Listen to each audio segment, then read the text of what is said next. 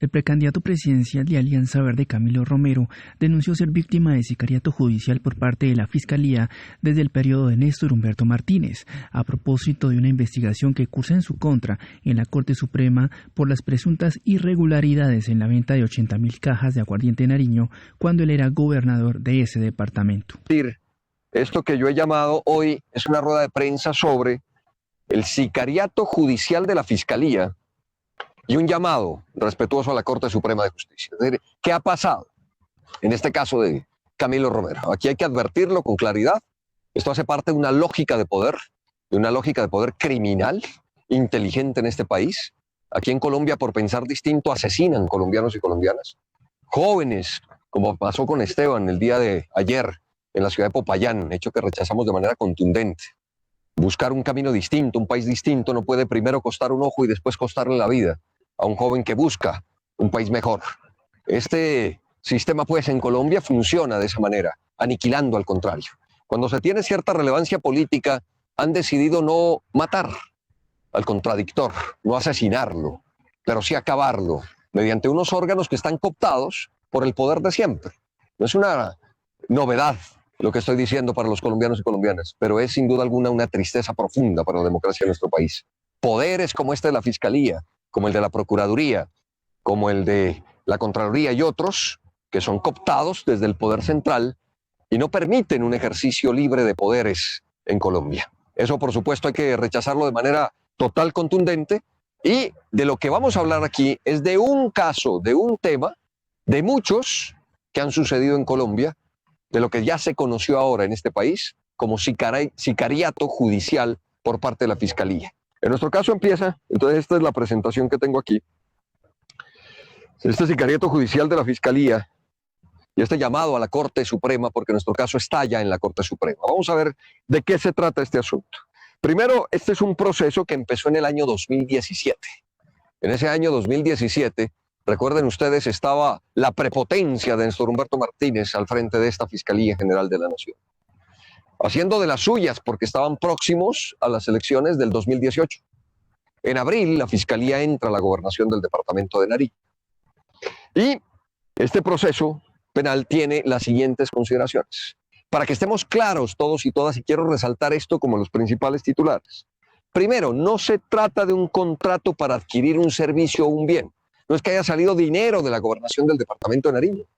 No es un caso como el de los 70.000 millones de Mintic que se entregan desde el Estado a otros y ese dinero se pierde. No, acá fue una venta. Y cuando decimos que es una venta, lo que estamos diciendo es que la gobernación vende un producto que fue el aguardiente Nariño para que sea distribuido y todo el dinero ingresa a la gobernación del departamento de Nariño. Entonces, para mí me parece clave esto. Primero, que se trata no de un contrato para adquirir bienes o servicios desde la gobernación, sino una venta. Segundo, que no se pierde un peso, no se pierde un centavo, ratificado así por la Contraloría en este país. Es decir, todo el dinero entra a las arcas de la gobernación. Se aplica el mismo modelo que se venía aplicando desde hace 12 años en la gobernación del departamento de Nariño. Por supuesto que hubo aquí una diferencia. Es que antes iban unidos los privados y adquirían el licor. Esta vez se dividieron y tenía que haber un ganador y un perdedor para la distribución del aguardiente. Y digo todo esto en medio de un contexto político contundente que el país conoce. En concreto, ¿en manos de quién, pues, caímos en ese momento? Ni más ni menos. De un hombre como el que aquí aparece, el fiscal que empezó el caso, Néstor Humberto Martínez. Todos sabemos que cuando empezó el relato, recuerdo aquel 2 de octubre del 2017, estaba en Bogotá, por cosas de la vida no estaba en mi departamento, por allá en Cumbalo, en Huachucal. Estaba acá, en Bogotá, llamado a una reunión justo en Presidencia. Y entonces cuando salí a dar una rueda de prensa como esta, en ese momento, recuerdo muy bien que me dijeron qué opina que el fiscal Néstor Humberto está llevando a cabo una política de bolsillos de cristal. Mi respuesta fue una: a mí, a quien ha hecho el único gobierno abierto en Colombia, el que ha tenido ni más ni menos la calificación de uno de los 5 mejores gobiernos del mundo en materia de transparencia. Un fiscal de bolsillo como Néstor Humberto Martínez va a hacer esto con nosotros. Una incongruencia total y absoluta. Pero eso fue lo que ocurrió. ¿De quién estamos hablando cuando hablamos de un fiscal de bolsillo como Néstor Humberto Martínez? Estamos hablando del fiscal que promovió los sicariatos judiciales en este país. Estamos hablando del investigado por su vínculo en Odebrecht. Y todos sabemos lo que ocurrió con su testigo estrella en su contra, el señor Pisano, que además apareció muerto su hijo también, en este hecho que se cerró su investigación después, muy pronto además, nada que ver con investigaciones de otros que tardan mucho tiempo. El fiscal que atentó contra el proceso de paz, aquí todos supimos de lo que fue capaz Néstor Humberto Martínez en el tema del proceso de paz, vinculado con el tema de interceptaciones ilegales, sus fiscales anticorrupción que deberían dar ejemplo, ¿sí?, hoy presos por corruptos en este país. Y, por supuesto, lo que quiero resaltar hoy en esta rueda de prensa es el contexto político de un fiscal que convirtió este aparato de la fiscalía, que es para combatir la criminalidad, en un aparato criminal, para perseguir, oído esto, líderes políticos, sobre todo gobernadores, para que en el año 2018, mediante ese aprete, apoyen una campaña presidencial de ese entonces, la del señor colega suyo, cofundador del mismo partido Cambio Radical, del señor Germán Vargas Lleras. Eso debe conocerlo el país. El país ha conocido cómo atentaron contra la paz, pero falta cómo han atentado contra la justicia y contra la democracia de Colombia. Lo que estoy diciendo no es otra cosa, oído, que usaron este aparato para amenazar gobernantes locales. Y yo diría la segunda amenaza más grave de todas. La amenaza, ni más ni menos, a la libertad. Porque la primera es la amenaza a la vida, es decir, una amenaza de muerte. Después de esa sigue la amenaza a la libertad. Y eso fue lo que hizo Néstor Humberto Martínez desde esta fiscalía para arrodillar poderes locales y regionales. Y Colombia conoce nuestro talante democrático, pero también nuestro talante de no dejarnos atropellar. Y por supuesto no cedimos ante esos chantajes. Nos mantuvimos firmes en nuestras convicciones. No podíamos acompañar un proyecto político nefasto para el país como el del viejo poder representado por Néstor Humberto y Germán Vargas Lleras. Es así como nosotros decimos no ante 3 intentos de solicitud de hablar con nosotros, sin ceder un ápice, como nos ha conocido el país, como hemos tenido que hablar frente al presidente Duque, como hemos tenido que hablar contra varios integrantes del poder en Colombia, siempre con el respeto, pero el ímpetu y la contundencia. En ese sentido, pues, tengo que advertir que eso nos trae una consecuencia, enfrentar al poder en Colombia.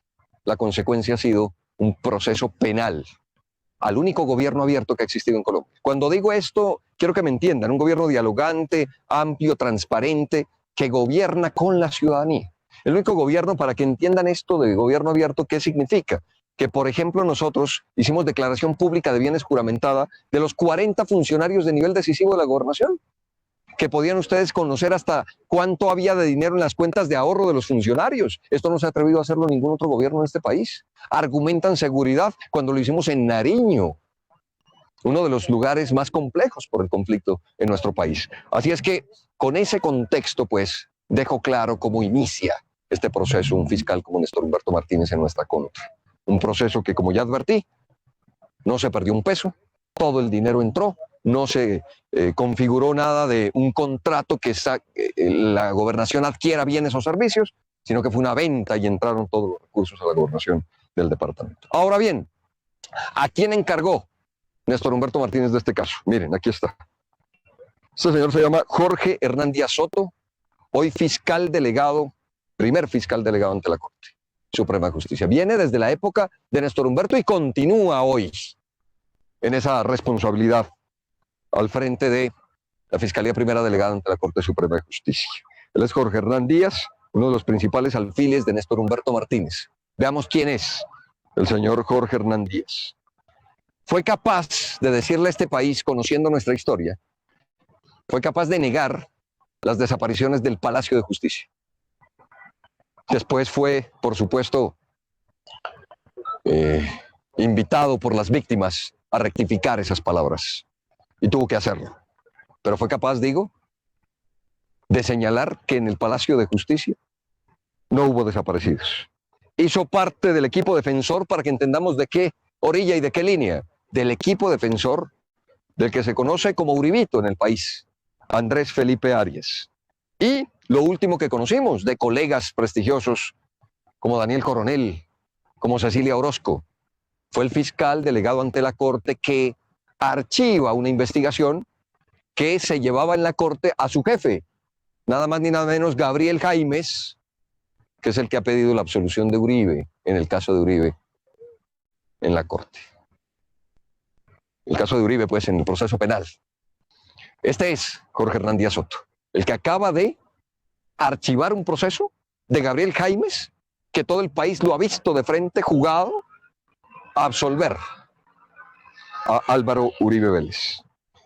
Con esta presentación, veamos qué pasó en el tema de la investigación penal. Primero empieza ese despliegue contundente y fuerte. Es un despliegue que no habíamos visto, pero nosotros estábamos en nuestra tarea de un gobierno abierto. Así empezamos la gobernación y terminamos la gobernación. Es decir, es una gobernación que usted puede entrar cuando quiera, como quiera, sin siquiera presentar un documento. Difícilmente ocurre eso hoy en una entidad en Colombia. La gente entra con su bicicleta si quiere. A cualquier despacho pues puede llegar de la gobernación. Cuando me dijeron llegó la fiscalía, pues bienvenida a la fiscalía.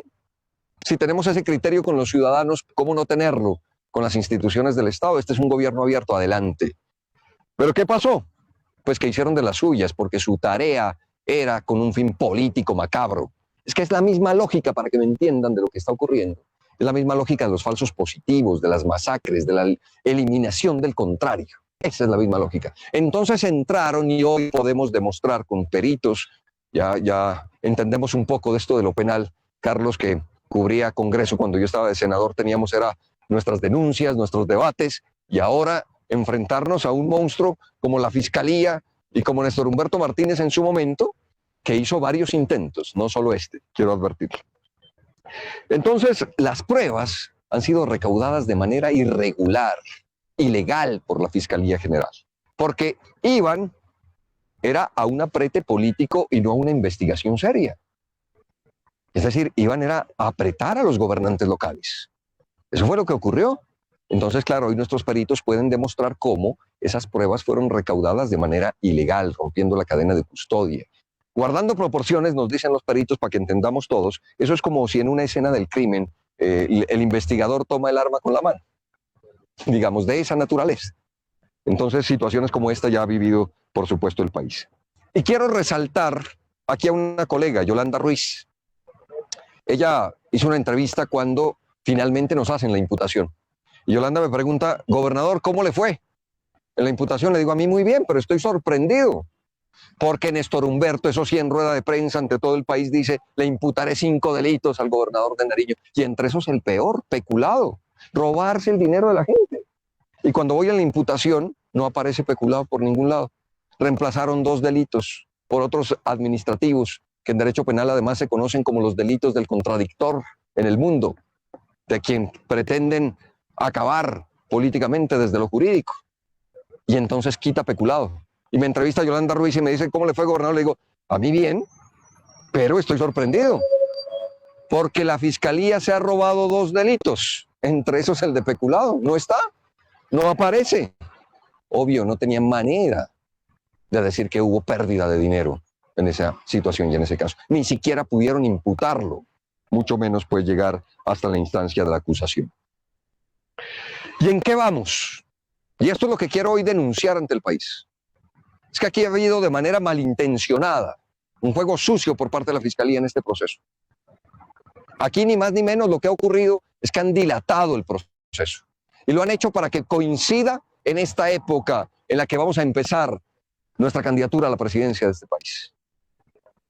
Ya habíamos oído la denuncia pública también del abogado y del propio Sergio Fajardo, pidiendo que las cosas se hagan en los tiempos que corresponde. ¿Qué manera de actuar de la Fiscalía y de esta justicia en Colombia? Solo para los de Ruana. Personajes que tienen más de 60 investigaciones, como Alex Char, no pasa absolutamente nada en este país. Lo digo con nombre y apellido. Aquí hay una justicia selectiva en Colombia. Aquí hay una justicia para acabar a quienes buscamos cambio en este país. Y entonces nos ocurre algo, digo, similar a lo de Sergio. Sergio en etapa de imputación, nosotros de acusación, ¿no? Y lo que ha ocurrido, digo, es una dilatación por parte de la Fiscalía, oído esto, de más de 3 años. Más de 3 años. Desde el 2 de abril del 2018, la Fiscalía radica el texto de acusación, es decir, me acusa ante la Corte Suprema de Justicia.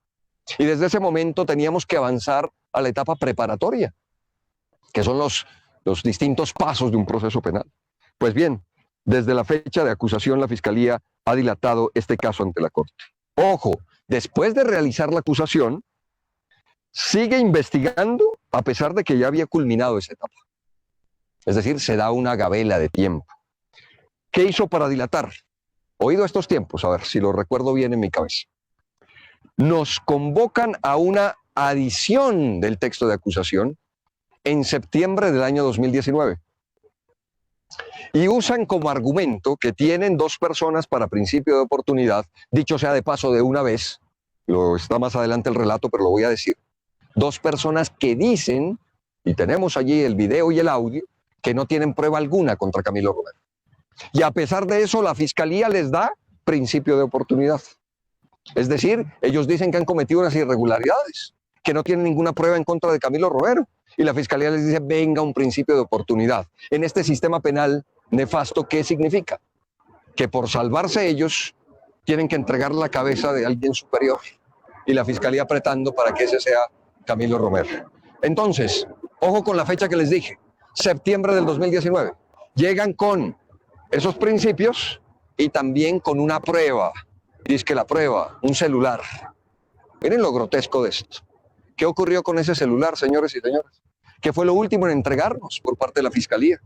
Que apenas en febrero de este año, miren todo el tiempo que ocurrió, entregándonos más de 450,000 archivos para la defensa. Miren la dimensión, son volquetadas de información. Más de 450,000 archivos, es decir, copias casi que de todos los computadores de la gobernación, sin encontrar absolutamente nada. Nosotros buscando una aguja en medio del pajar con tantos archivos y que la prueba era el celular y que por favor esperen que ya nos van a entregar el celular. Apenas en febrero de este año, desde aquel septiembre del 2019, usando el celular de excusa para entregarnos las pruebas, nos llega en febrero un correo con un dictamen. Esto es lo fuerte y lo curioso. Aplazaron tanto tiempo para terminar entregándonos en febrero del 2021 un dictamen de junio del 2019. ¿Pueden ustedes creer eso? ¿Qué quiero decir? Que usaron la herramienta del celular en septiembre para aplazar el proceso penal. Y en septiembre ya sabían, desde junio, que no servía el celular, que no tenía información. Celular que además pedimos nosotros como defensa para saber qué contiene, porque puede contener temas que sirvan a nuestra defensa, contrario a lo que pretendía la Fiscalía General. Así actúa. Ese es un caso concreto, puntual, de cómo actúa una fiscalía criminalizada, de cómo actúa una fiscalía no solo politizada, cómo actúa una fiscalía para acabar con la oposición en este país. Al final de cuentas, tengo que decir que nunca descubrió la totalidad de las pruebas, porque nunca nos entregaron el celular. Nunca fue entregado ese celular. Y miren esta perla. Interceptaron 10 teléfonos celulares en la investigación. 9 meses, incluida la mía, por supuesto. Mi línea de teléfono celular. Miles de registros de llamadas de 10 teléfonos. Y la Fiscalía no va a usar ni un solo minuto en el caso para el juicio. Ni un minuto. Otra demostración de cómo actúa la Fiscalía. Con miles de audios que no pueden comprobar, no usan un solo segundo. ¿Qué minuto digo? Ni un segundo. Después de 10 líneas interceptadas durante 9 meses. Ahora bien, tramitan unos principios de oportunidad, como les conté, con personas que dicen cometer hechos irregulares y la Fiscalía les otorga beneficios a ellos. Y aquí va un segundo punto que será el segundo capítulo de esta rueda de prensa. Denunciaremos cómo actuó la Fiscalía, de manera puntual, con pruebas, apretando a los testigos para que hablen en contra de Camilo Romero. Amenazándolos, negándoles derechos. La fiscal que otorgó esos principios de oportunidad sabe cómo ha actuado. Y nosotros vamos a demostrarle al país cómo ha actuado. ¿Y cómo hizo? Entonces, bajo esa prueba que vamos a contarle al país, la pregunta quedará cómo hizo esos principios de oportunidad en Colombia. Así es que dilataron este caso a este punto que nos tienen hoy. Y parece ser ya un modus operandi. Lo que pidió el señor Sergio Fajardo es, oiga, cuidado con los tiempos que me van a hacer coincidir en campaña. ¿Qué tal pues en nuestro caso, que han dilatado todo esto? Pero en democracia, digo, nosotros decimos, bueno, con esta fiscalía tenemos un ápice de esperanza en la Corte Suprema de Justicia. Y por eso hoy queremos hacer un llamado respetuoso a la Corte Suprema. Porque ¿qué ha ocurrido en la sala de primera instancia y puntualmente con un magistrado, el doctor Ariel Augusto Torres, que lleva el caso? Y quiero hacer, digo, este llamado respetuoso a la sala penal de la Corte Suprema, porque lo que está en juego aquí, como ven, es un andamiaje de un aparato para eliminar un contradictor, para eliminar a alguien de la oposición política en Colombia, que ha tenido probados motivos de un juego amplio y generoso por la democracia, en favor de la transparencia, de la lucha contra la corrupción, no como discurso, sino con herramientas creadas. Entonces, debo decir que en ese proceso estamos en la sala de primera instancia. Hay ahora doble instancia en Colombia, esto es relativamente nuevo. Y digo, uno tiene casi que la confianza en decir van a pasar cosas en derecho y bien hechas en la Corte. Pero debo decir que la actitud de Ariel Augusto Torres, que también podríamos demostrar, nos deja estos puntos. Uno, sesiones de audiencia preparatoria sin garantías suficientes para la defensa. Eso no está bien. El juez debe dar las garantías a quien acusa semejante fiscalía y a quienes tenemos que defendernos en derecho. Y las garantías deben ser iguales. ¿Y qué ha empezado a suceder? Dos, episodios violatorios del debido proceso. Episodios que nos dan a nosotros entrever que hay una vulnerabilidad del principio de igualdad de armas, como se llama en eso del derecho penal, y por supuesto de los derechos humanos. ¿A qué me refiero con estos episodios violatorios a este debido proceso? A ver si me lo entiendo. Estábamos citados un día a una audiencia a las 2:30 de la tarde. Abro el correo a mediodía, hora de almuerzo justamente. Y el correo había llegado 10:36 de la mañana, con audiencia a las 2:30. Menos de 4 horas. Conozco el correo después de mediodía. Entonces yo digo, bueno, vamos a la audiencia, me imagino que es para correr traslado y darnos a conocer el documento. Un documento de 216 páginas, oído, 216 páginas.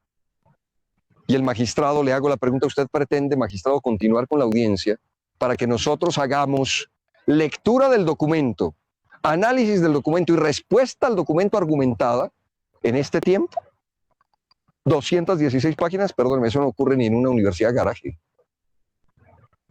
Y el magistrado respondió, sí, eso quiero. Nos dio 1:30. 216 páginas. Después de haber dilatado a la fiscalía todo ese tiempo que ya les dije aquí. Más de 3 años en total. Eso es muy fuerte. ¿Por qué si hay unas garantías para quien acusa y no hay unas garantías para quien se defiende? Entonces, hechos como esos son los que hacemos referencia aquí en este punto. ¿Y qué hizo entonces ese documento? Un documento que nos rechaza nuestras pruebas y acepta las pruebas de la fiscalía. Y en ese momento estamos. ¿Qué hicimos? Recusar. Por supuesto, decirle, oiga, revisen. No puede ser que a nosotros nos nieguen el 45% de las solicitudes probatorias de la defensa, desconociendo nuestra teoría del caso, esto que les estoy contando a ustedes, y a la fiscalía le acepte el 98.4% de sus solicitudes. No puede basarse en una sola teoría del caso, que es la de semejante fiscalía. Está el derecho a la defensa. Y esta es la realidad de lo que hoy vivimos. ¿Qué hicimos? Primero, hacer un recurso de reposición ante ellos mismos, que respondieron casi que en el mismo sentido. ¿Y por qué hacemos esta rueda de prensa hoy? Por 2 motivos. Primero, porque ha empezado ya esta carrera presidencial y porque va a coincidir con este tema. Y estamos poniéndole la cara al país, con la claridad de lo actuado, con la claridad de lo que hemos hecho, con la claridad de cuánto hemos aportado a un ejercicio de gobierno abierto único en Colombia. Así que sabemos que lo que se viene de aquí en adelante serán todo tipo de ruidos, de interferencias y demás, y preferimos nosotros, como se dice popularmente, coger el toro por los cuernos, decirle al país qué es lo que está ocurriendo, cómo están las cosas, pero por supuesto hacer un llamado respetuoso y contundente a la sala penal de la Corte, porque hemos apelado esa decisión de la sala de primera instancia para que sea la sala penal quien revise el tema, quien pueda reorientar el desarrollo de ese proceso, finalmente para que existan garantías plenas de defensa, garantías a los derechos humanos. Mire de fuerte en una democracia nosotros tener que venir aquí a una rueda de prensa a contarle al país que lo que buscamos es que haya más y mejor democracia, que lo que exista sea actuar en derecho, que lo que haya sean garantías para todos y todas, y en este caso para nosotros. Y por supuesto, esperamos que antes de finalizar esta etapa preparatoria al juicio, tengamos una respuesta de esa sala penal que va a revisar lo actuado en la sala de primera instancia. Y ese es el llamado respetuoso. Y por supuesto, hacemos un llamado también a los organismos internacionales a que acompañen con su veeduría, con su visión, con su perspectiva de defensa de los derechos humanos, de que se cumpla el derecho a la defensa, a estar atentos de este caso y a estar atentos de este tema. Y esta invitación, por supuesto, a los medios de comunicación y a la ciudadanía que ha estado atentos y acompañándonos en este proceso. Se trata, pues, ni más ni menos, de un ejercicio de sicariato judicial que empezó con don Néstor Humberto Martínez, que continúa en este ejercicio nefasto de la acción pública en Colombia y que nosotros, que hacemos parte de una nueva ciudadanía, que nos hemos parado frente al poder, que no nos hemos doblegado ante el poder, vamos a continuar de manera altiva a salir adelante, por supuesto, a demostrar en juicio lo que corresponde, que es nuestra inocencia en este caso, y a demostrarle a Colombia que puede tener las garantías de un nuevo gobierno y que una de sus principales banderas es la lucha contra la corrupción.